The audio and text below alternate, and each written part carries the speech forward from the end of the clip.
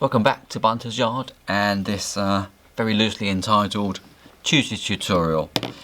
Now when I started painting and airbrushing and weathering, there was a few questions that I had, and because I didn't actually know the question properly, it was difficult for me to look on YouTube and Google to get the answers as to the differences between the different types of paints, how to mix them, thin them down to use them in general. So I've had a few questions from a couple of people on here and on Instagram about paints and paintbrushes and airbrush and so on. So I'm just going to go through a few really basic things. If you've been doing this for a while, you probably know this, and this may not be any use to you to watch. But these are just really the basics and the types of questions that I was looking for answers for when I started, because it was a little bit, it seemed confusing at the time anyway. So I use primarily Vallejo paints, as you probably know. So there are others. You can, obviously there's Tamiya and AK and MIG, and they all do their own different versions. And then if you're a rail enthusiast, then you may be using Rail Match, which are slightly different to these. I've got a few. They come in a bottle, this sort of shape thing.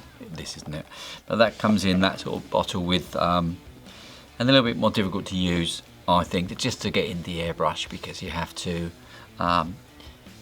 pour it in or use a pipette type of thing like that.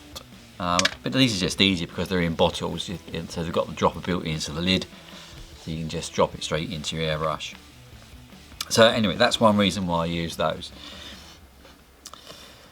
So there are two main types of Vallejo. And oddly enough, they've got different colour caps. One's got a black cap, one's got a white cap.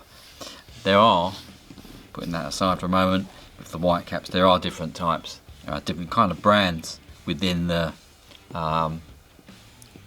Vallejo brand, with a sort of different range, I guess. So you've got typical model colour, which is the most common one, and then there's also Panzer Aces, and Panzer Aces are a set made for military modelers, so they've got lots of military type colours in, but they also have rusts and wooden types of weather effects that we could use and find useful. So don't discount those. If you see those, they primarily are the same as the model colour, just got a different label on the front. I'll put that aside for a moment just to not confuse the issue. And also made by Vallejo, there are different ranges. One's called Mecha, and the other one is Game Colour. And these are really for fantasy modelers and gamers, that sort of thing.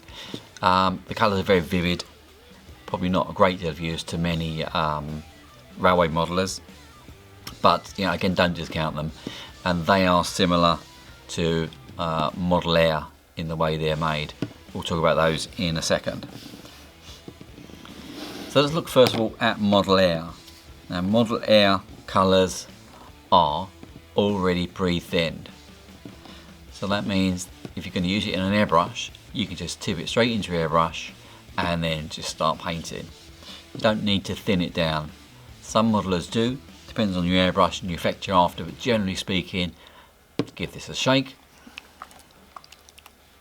I don't know why I demonstrated that, because people know what shaking a bottle looks like, but anyway, give it a little shake and then pop it into your airbrush as much as you need. Literally 3 or 4 drops, oh that was 5, and that amount will do lots and lots for weathering. See, we don't need much more than that, and that's now ready to go.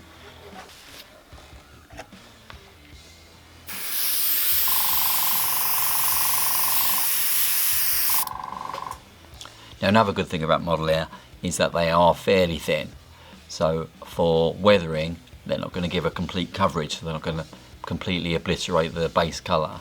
It will just add a weather effect on. Of course, if you spray it heavy, it will, but generally speaking it's just going to give like a weathered sort of effect. Another good thing about Model Air and other Vallejo acrylics is that they dry really quickly. So within a couple of minutes they're going to be dry to the touch. You can go over with another layer, another colour, and not affect that.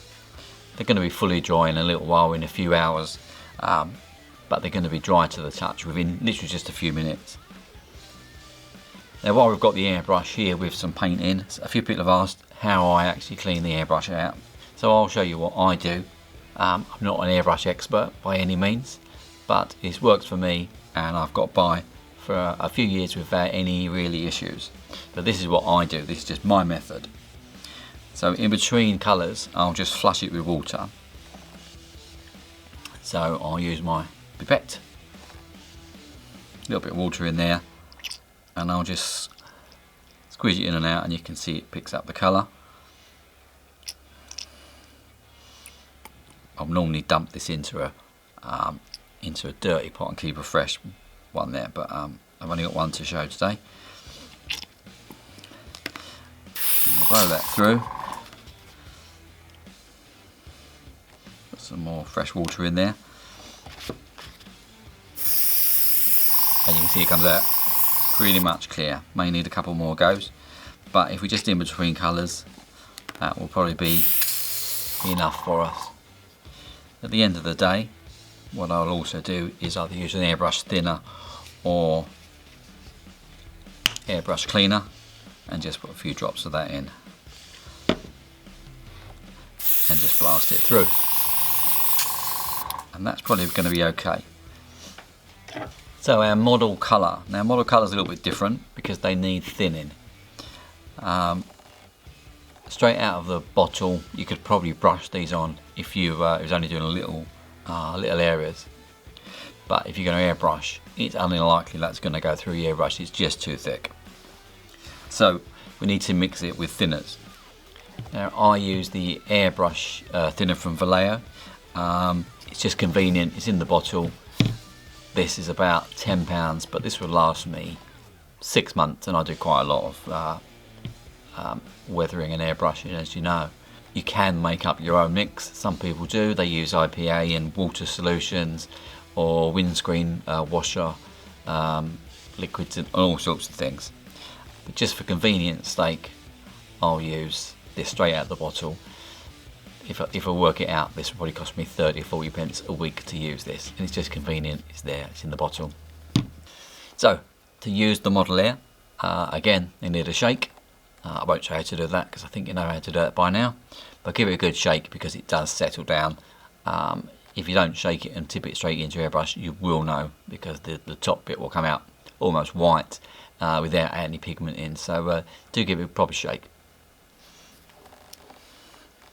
So again, you just need a few drops. Now if you're just weathering the underside of a wagon or so, you probably only need 2 or 3 drops of paint in there, because don't forget you're going to thin it down with thinners, and it's a 50-50 ratio, so it's going to be double. So if you put 3 drops of this in,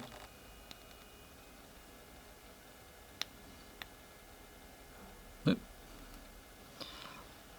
didn't drop, sorry, that poured. But anyway, if you've got 3 drops of paint in, you're going to need 3 drops of thinner. Probably 4 again, but you get the idea. And then it needs a mix, and you can stir it with a brush.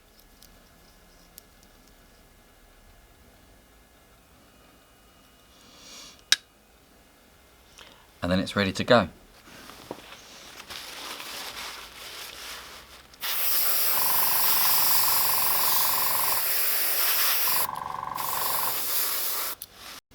There's a few other Vallejo products that I use. So Surface Primer comes in this shaped bottle, or just a small one if you choose. That's grey and that one's black, of course. But they're both the same, and they work exactly the same as Model Air, so they don't need any thinning at all. Use them straight from the bottle, straight onto your model. You'd only probably use these if you're doing a colour change, or if you're painting onto a bare resin, or any sort of bare plastic really. But otherwise you probably wouldn't use too much of the primer. And the other one to commonly use are these varnishes. So I used lots of matte varnish, which is the final coat. This is polyurethane, so it's quite tough and durable, so it's a quite nice top coat to put onto your models, and we don't want it too shiny for most of what we do, so we're just going to use the matte version.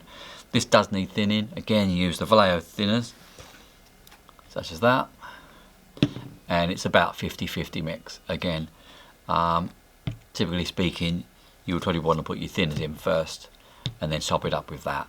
It just mixes a bit better if you've got your thinners in first, otherwise you end up with a chunk of that at the beginning of the airbrush, and that's when you can start to get clogging effects and so on. So there we go, just a few basic facts regarding Vallejo paints. So we've got model air and then model colour, and the differences between the two, as you know, one with the black cap, generally speaking, doesn't need any mixing, any thinning. Ones with the white caps will need thinning to get them through your airbrush. Hope this was of some use to you. Hopefully you've subscribed, give it a thumbs up, and we'll see you next Tuesday for another tutorial. So until then, happy modelling, we'll speak soon.